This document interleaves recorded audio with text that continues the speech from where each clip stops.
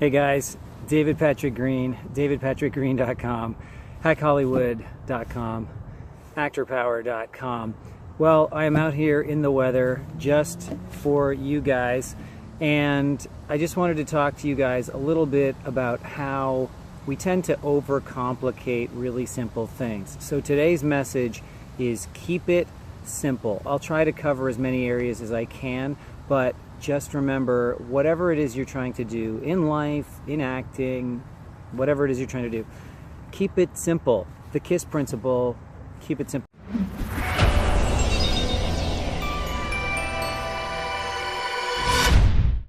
Stupid. Anyway, if you like this, like it. If you want to help your friends, which you should, and they will help you in return, then share it and subscribe to the channel so that you get more videos like this if you found this one helpful. So let's talk about keeping it simple. So the other day I was talking to an actress who shall remain nameless. She's an incredibly successful theater actor. She's got an MFA, she's got a Bachelor of Fine Arts and an MFA. She teaches theater at the college she went to. So clearly she's got talent, she's got desire, she actually put on her own play, she's got a producing partner, she's doing all these amazing things. But when we're talking, she is like, I have no idea how to get onto TV or film. And so I started to say, well, do you have an agent? Yes. And what's going on with them? Well, they've gotten me out 3 or 4 times in a year. Okay, so, you know, what do you think the problem is? She said, well, one of the things, there's 2 real things she found that was a problem. One, choppers are after me. One is she said that her theater acting training doesn't translate to TV and film. You have to be so still or something. You can tell what time of year it is. Love it. Beautiful. So she's like, the acting training is the problem. And I said, really, what's the difference between theater and film? I just said, look, the way I look at it is it's all about who you're talking to. In theater, you're talking to the audience. In film, TV, you're talking to the camera. So how loud do you speak to someone when they're this far away, right? You don't need to speak up. You don't need to gesticulate. You don't need to move around. You're going to be like this, and if I need to think, I might do this. You know, I might put my head down if I'm upset, but overall, you don't really do much, right? It's the same thing, you know, and if someone was over there, I'd be like, hey, can you understand what I'm saying? Acting in theater is just me talking to you over there. And you see, I'm actually naturally using my hands, even though there's not even a person there. I'm not talking to some random person. I'm just naturally gesticulating because I know that they can't necessarily see my lips moving. They might not be getting the nuances of my face. So, you know, you tend to add to what you're doing. And if someone's really far away, you're like, hey, over here, right? I mean, that's just what we naturally do. And since acting is really just about reproducing life, of course it's imaginary life, then why overcomplicate it? And I mean, it's funny because she's like trying to find excuses why she is going to fail as a TV and film actor rather than asking herself, maybe he's right, you know, because she has convinced herself that she has all these problems that in actuality really only exist in her mind, because no one else is even thinking about us, okay? Nobody is thinking when you walk in the door, oh, theater actor, I bet she doesn't know how to act on TV and film. They're just like, well, here we go. I hope they can do it. They actually want you to do a great job because they have a problem, right? Fill that role, and it's not easy. So anyway, that was one of her problems, and I said, look, just talk to the camera like you're talking to a person. I mean, I'm having a conversation with her at a coffee house. She's having no trouble with that. It's not like she's like, well, you know, I have this acting problem. I do theater, and so I must, la, la, la. You know, and she's like, well, you know, in theater, you have to fill in. And I'm like, you don't have to fill in. You don't have, she's like, you have to keep talking. I'm like, no, you don't. You can fill it in with, you know, what you do in real life, which is if somebody drops a bomb on you, from across the room, which, you know, you're yelling at each other because it's theater, then, you know, you might go, oh, the audience is with you. You don't need to keep talking. Like, it's just this complete underestimation of your audience when you say silly things like that. Trying to generalize about anything is silly, because it's just like generalizing about people, right? Like, oh, this group is that way, that group is that way. No, we're all individuals. Yeah, grouping helps at times, because we all can't have our own individual bathroom at every restaurant, but, you know, whoa, hot political topic. But generally speaking, generalizing is great. Like, just, well, I mean, don't generalize. Oh my gosh. Hold on, I gotta pause. Sorry guys, I had to pause there because I actually said the opposite of what I wanted to say, and then I noticed that maybe one of my microphones was covered, so I don't know if the sound just changed or what, but I took the case off my phone. I'm shooting on a phone, Samsung S8 Plus. Let me know what you think of the image. It's pretty great, other than the thing is super fragile. Don't even get me started. Might do a video on it later, because this is actually going to be my acting plus household and exercise tips channel. 3 things that have never been combined before. But anyway, so she's saying, look, theater is this way, and not, like, she's literally putting up roadblocks in front of her instead of allowing the possibility that a simple solution can solve all her problems. So, you know, all I was trying to get across to her is you don't have to do anything, because the camera has so many assistants, so to speak, whereas when you're on stage, you don't have, nothing's happening, right? The stage is generally not moving. The only thing that moves are the people, and they're far away. The audience is far away, so you have to communicate to them as though they are far away, and that's really about all. But in film and television, the camera is basically going to be capturing maybe 3/4 of you, maybe even your whole body for like 2 seconds as they establish the shot, and then they move into middle, maybe, or straight into close-up, at which point all we see is your face, right? All we see is your face and your neck, maybe your shoulders. And so within those confines, just talk to the, because, and you know why we only see that? Because the camera is this close, okay? Like I am to you, that's how close the camera is. So I'm not, you know, I'm moving my hands a little bit because it's natural, and maybe you get a sense of that because you sense a little movement, but generally speaking, the camera can't see any of that stuff, okay? So all you have to do is talk to the camera like it's 2 feet in front of you, because it actually is. And if you do that, you're probably going to be fine. You're not going to be, you know, flailing your arms, because look, if I'm really mad at someone and they're 2 feet away from me, I'm not going to flail my arms because maybe somebody's going to punch me in the face. I'm just going to be like, I can't believe you did this. Why did you do that? Like, you have totally jeopardized everything. My job, my boss is ready to fire me. I can't believe you would do this. Why? Why? Right? That's what I'm doing. I'm not like, I can't believe, you know, what you might do on the stage. So anyway, that was her first issue, and I tried to help her with it, but she just kept pushing back. The other thing is, she has an agent, and she's now like, well, I need to switch agents because my agent only got me out 4 times. And I said, well, what have you done? You know, well, what do you mean, what have I done? And I said, you know, have you approached casting directors? Have you approached producers? Are you trying to make a name for yourself, or are you waiting for somebody else to do it? She's like, oh, well, I heard you're never supposed to do any of that stuff. I'm like, well, who said that?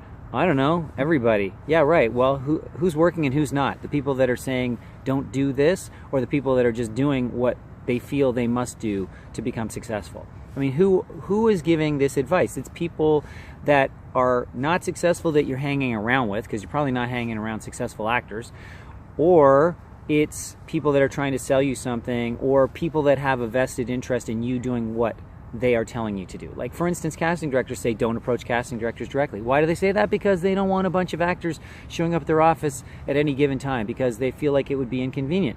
But while they're saying that, they also understand that if the right actor shows up at the right time, it would be a godsend. It would be a blessing. Thank you, Jesus, for bringing me this actor at this time, because I had a huge need. And this person did their homework, and they understand that I needed this person because they did their homework and they researched the shows that I'm shooting, and they know what the producer's like, and blah, blah, blah, blah, blah, right? If you show up at the right time, right place, and you have something to offer, then you're doing them a favor. It's not the other way around. Okay, so I explained that to her, and she kind of started to buy into that. But she kept saying, like I gave her the example of one of my clients who just signed with the #4 agency in the world after only being a professional actor for basically 18 months. He's also booked 2 major movies, and one of them has already announced becoming a sequel. And when he just signed with this great agency, and I was telling her how he was so happy because he's like, oh yeah, they're going to really accelerate things and blah, blah, blah. And I reminded him, I said, you never take your foot off the gas. You never relinquish the CEO position of your business. You may think they are amazing, and what makes them amazing probably is that they will do whatever they need to do. But you need to tell them what they need to do for you, because every single person is different. And so you don't want them just blanking the city with your headshots. You don't want them to just send you out for every role and hope something sticks. That's a terrible strategy. That's no different than an actor blanketing the city in their headshots, hoping some agent goes, oh yeah, that's a nice picture, I'll bring them in. You know, so I said, look, when you go to this amazing agent, even though they're high-powered and they represent A-list actors and people in the top 100 of IMDb Pro's star meter ranking, that doesn't mean diddly for you. Who cares if they represent all these other people? Who cares if they're big shots? They're not handing out acting jobs. All they're doing is getting in line like everyone else and trying to get their people in there. They're just better at it, but they need guidance. So I said, look, you got to tell them exactly what you want to go out for. Tell them what you don't want to go out for. Tell them what your dream acting job is, because that's what we all need to be working towards, our dream acting job, and our reps need to be doing that too. And then when something comes up, they can ask you, what do you think about this? And you say, yeah, that sounds good. But nothing should be done without your okay. You know, you need to lay the groundwork. So, so she was overcomplicating this. Oh, and I just want to finish this story too, because this is a great story. You know what? I'll save it for another video. But she is overcomplicating things. She's saying, well, my old agent, when I said, you know, what's going on? Why am I not going out? She said, like, it's probably your headshots. They're not working. And I'm like, really? And I said, well, you know what? That's about as creative as most agents will get. They're not going to go, let's call up casting and find out what they think of you. Let's try and redo your whole thing. Like, I've been sending out these glamorous headshots, and she said, I'm not a glamorous type. And I said, I know. I can, like, you look like a, you know, Diana Prince. You could be Wonder Woman, because she had an amazing body. She's got a dance background, and she's tall. Like, she's physical.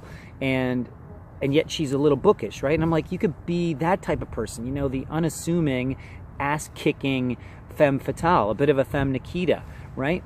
And she's like, yeah, I know. And I said, well, so why don't you do that? And but then you've got to restart the whole process. You've got to get your agent to just call casting and tell them that. It's simple. One phone call will do. One phone call to each agency said, look, this has been going on. It's wrong. We're restarting. And I'm sure you're going to love her as the sort of femme fatale, not femme fatale, sort of the unassuming, unexpected heroine, I guess maybe you would call them. Sort of the Clark Kent type. I mean, that's literally what she is. She's very plain, but great body, and yet could kick ass. You know, I could totally see her glamming herself up, you know, as Wonder Woman does. I don't know why do these super women all of a sudden become sexualized. You know, talk about sexual harassment. Why do these female heroes all of a sudden don skin-tight suits and have like amazing hair and makeup when they are fighting crime? Are they supposed to be seducing the criminals or something? Like, you know, it's so funny how people jump on the bandwagon of things and they never actually stop to think about what's actually right and wrong and why do these things happen. It's because we totally sexualize women constantly, nonstop. I mean, the whole movie business is doing it in every movie, and yet we're surprised when a producer does it. I don't know. Wake up, folks. Wake up, right? So anyway, I explained that to her, and she said, well, I think I'm switching agents. And I'm like, okay, why are you switching agents? Well, because this guy really told me all the things I wanted to hear. Like, he is going to call casting and he's going to establish me as this type of actor, and we're doing a whole reboot, basically what I said needed to be done with her other agent. And then I said, well, you know what?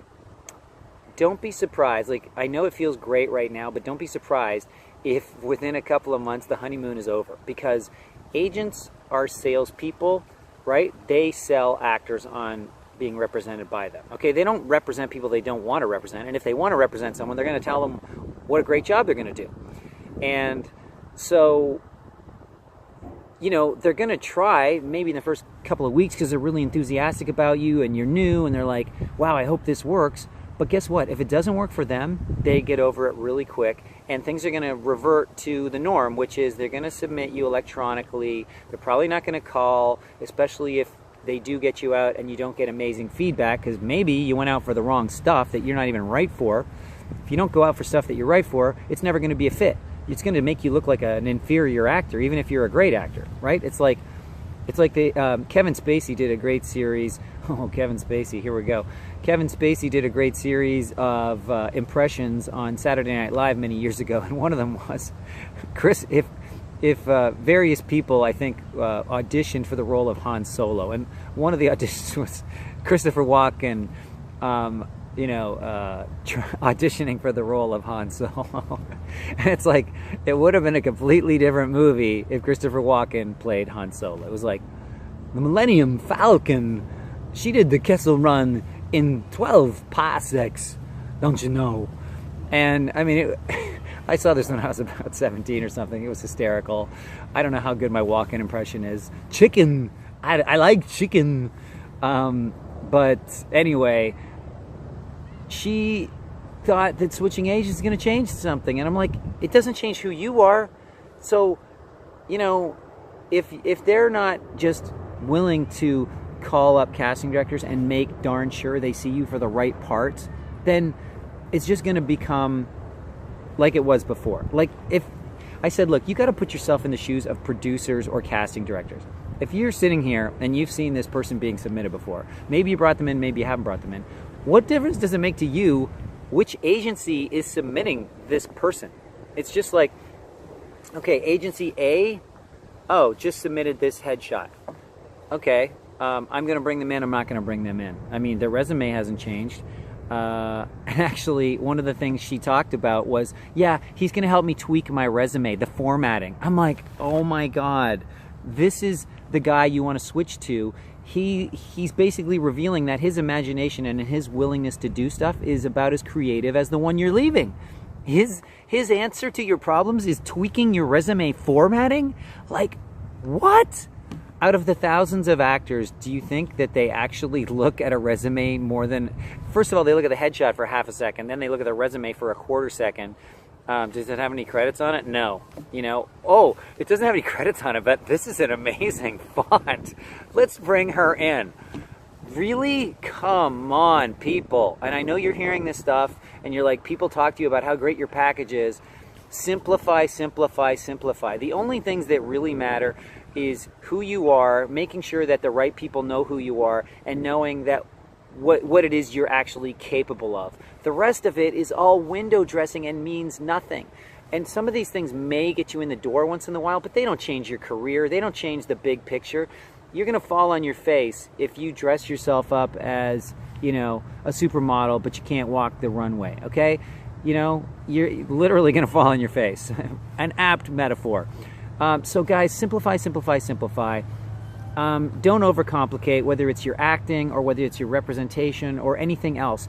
You know, there is always simple answers to everything, and if you actually need to go into a complicated discussion with yourself or anyone else about why things aren't working, then you're missing the point. Go back to the fundamentals always and ask yourself if you have those in place. And if you have those in place and you feel really good about who you are, not like an actress who is second-guessing herself about whether she can actually even do camera work because she's too stuck in theater. Okay, if you're stuck in the theater world, then just pretend you don't know how to act at all and just stand there and talk to the camera, because that's all this is, okay? Like, I'm sitting here talking to the camera. I'm now talking to another actor. I'm just going to talk to him, okay? Hey, how's it going? Pretty good. The nuclear warheads are ready, sir. Anytime you want, I'm ready to push the button. You know, there you go. I was just the president's assistant. Now I'm going to be a general. Mr. President, I have the UN on the line. Now I'm the general. Okay, I'll be a news producer. What the heck is that on my screen? Eddie, your camera's locked. Eddie, do you copy me? I need a follow shot. Are you there? Okay, that was me playing a newsman. I'm just talking. I'm just talking. That's all it is, okay? I'm not doing anything. I'm not... Oh my gosh, I'm so trapped as a theater actor. Really, like a child can act, so can you. Okay? The problem is you're thinking too much about everything. You're thinking too much about your acting. You're thinking too much about your representation. You're thinking too much about how it's going to punish you if you know, you go approach people in the industry. If you've got a solution to somebody's problem, 99 times out of 100 they're going to be happy to see you. You're not going to solve that problem every single time because maybe they don't have the problem you have the answer to 99 times of 100. But you know what? They're not mad at you. They're not going to, you know, try and blacklist you or something. They're not even going to know who you were. They'll never remember you. So you just go back the next time, and actually they'll go, "You look really familiar." "Yeah, I was here last week." "Oh, right. What was it you were trying to audition for this?" Yeah, you know, I know you guys weren't auditioning, but I read in Hollywood Reporter, because I did a little homework, and you, congratulations, you guys just got this movie, and it's based on this book, and I'm a huge fan of that book. So, you know, I really, and based on what I know about that book, if you're going to try and follow the story, I know I'd be a great choice for this role. So, you know, hopefully when it comes time to casting, you'll think of me. But in the meantime, I would love to help you out. I have excellent office skills, so if you need some help around the office, because things are probably ramping up soon for your production schedule, I would be able to give you 1 to maybe 1.5 days a week. No charge. I just want to learn more about the business, because I think it's really important that actors learn about the business, get to know producers, see what their points of pain are, so I can be more helpful and useful to them. I mean, hello, how are you not going to just be a winner every time with that little pitch monologue? Okay, so if you want to copy that, go ahead. Go rewind and press quarter speed on YouTube and then transcribe what I just spoke. Or you can actually grab the captions and copy and paste those. I'm not going to explain how you do that, but it's doable as well in YouTube. Anyway, what I wanted to just finally say is, look guys, the message is don't overcomplicate. You don't need to go all these workshops and all these things for people to tell you what to do. It's really simple. You either know how to do certain acting roles, and if so, you need to get in front of the people who are casting those roles or making those roles, creating those roles, signing the checks, so to speak, or you don't. And if you don't, then acquire the skills and meet the people. It's that simple. Learn about the business. Work with people in the business. Skip auditioning for a year. Work in the industry as somebody who answers the phones, someone who cleans the toilets. You will learn more and meet more people in a year doing that will give you auditions for life, or maybe even acting jobs for life where you don't even have to audition. Okay? So much more powerful than all these little tricks that everyone's trying to get you to do, like tweaking your headshots and your resumes and all that stuff. Nobody cares about that stuff unless that's what you're depending on, but you should never depend on those things. So look, get a headshot that looks like you as the type of role you think you'd want to play. Don't go too far in one direction or the other.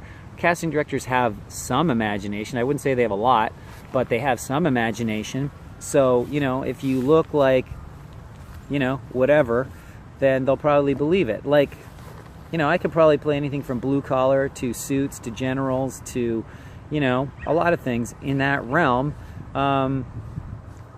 Voila. You know, if I want to be, what's the guy who played, you know, Sid and Nancy? Gary Oldman, like that guy plays Rastafarian drug dealers. I don't know how he got that stuff. Probably from playing Sid and Nancy, and then they're like, yeah, he could play the Rastafarian drug dealer in True Romance.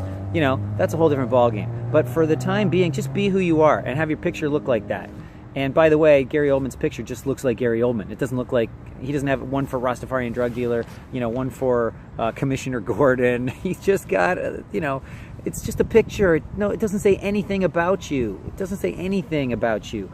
That's why you need credits or you need connections, meaning relationships with people. All right, guys, it's been a long one, 24 minutes. Yeah, I think this is some amazing information, stuff that I wished I had when I was younger, when I was starting out, because that's why I'm sharing it with you now. It's because I don't want you to make the same mistakes I made, which delayed my becoming a professional actor by years. If you just follow some simple advice and work really hard, you can be working in a year or so. That's it. That's all I got. I hope you guys enjoyed it. So, talk to you soon.